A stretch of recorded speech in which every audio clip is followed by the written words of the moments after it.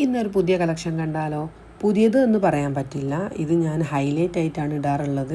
ഇപ്പോൾ കുറച്ച് ആൾക്കാർ നമ്മളടുത്ത് ഇത് ഓരോ വീഡിയോ ആയിട്ട് ഇടുമോ എന്ന് ചോദിച്ചു, അപ്രകാരമുള്ളൊരു വീഡിയോ ആണിത്. അപ്പം വെൽക്കം ടു ഹൈമ. പല ടൈപ്പ് ഓഫ് കോട്ടൻ്റെ സെറ്റ് ഉണ്ട്, ക്വാളിറ്റി ഉള്ളതും ക്വാളിറ്റി ഇല്ലാത്തതും ആയിട്ടുള്ളതുണ്ട് അല്ലേ.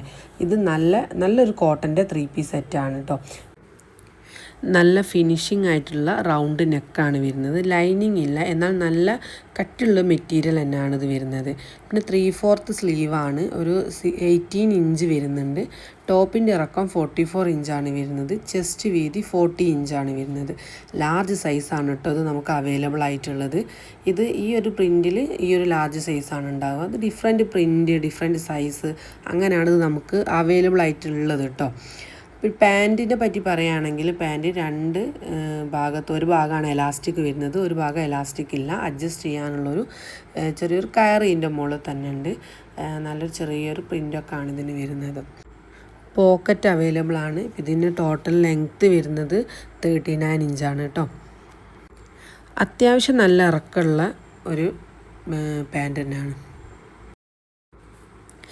നല്ല വീതിയും നീളവും ഒക്കെ ഉള്ള ഷോളാണ്. നല്ല അടിപൊളി പ്രിൻ്റാണ് ഇതിൽ വരുന്നത്.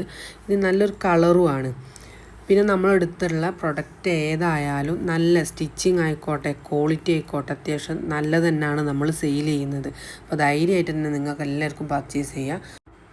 പ്രൈസ് ആണെങ്കിലും നമ്മൾ അഫോർഡബിൾ ആയിട്ട് തന്നെയാണ് കൊടുക്കുന്നത്. മാക്സിമം അഡ്ജസ്റ്റ് ചെയ്ത് കൊടുക്കാൻ തന്നെ നമ്മളെപ്പോഴും ശ്രദ്ധിക്കലുണ്ട്. അപ്പോൾ വേണ്ടവർ പെട്ടെന്ന് തന്നെ മെസ്സേജ് അയച്ചോളൂ കേട്ടോ. ഇപ്പോൾ ഞാൻ ഇട്ടിരിക്കുന്നതും ഇതിൽ പെട്ടെന്ന് ഒരു കോട്ടൻ്റെ 3 പീസ് സെറ്റാണ്.